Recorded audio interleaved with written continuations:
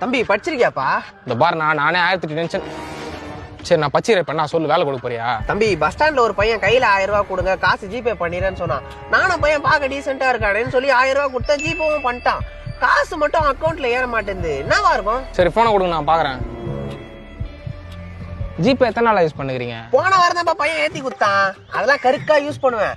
Password கூட 2345. அதெல்லாம் ஏன் என்கிட்ட சொல்றேன்? அம்மா சொன்னப்பா 1234 தான் பாஸ்வேர்டு. எப்படி கன்ஃபியூஸ் பண்ண பாத்தியா? எல்லாம் உசாரா இருப்பேன்பா.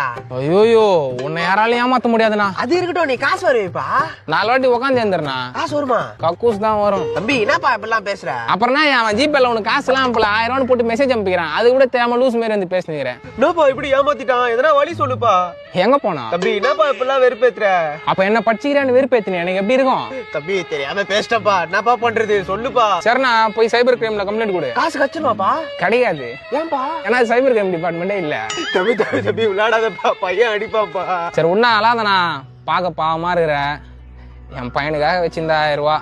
சரிந்தா வச்சுக்கோ, இதுக்கப்புறம் யார்ட்டையும் ஏமாறாத. இதுவே கட்சியா இருக்கட்டும்ண்ணா. ரொம்ப நன்றிப்பா. தம்பி குத்த காசுல சோட்டா பீம் போட்டோலாம் போட்டிருக்கேன்.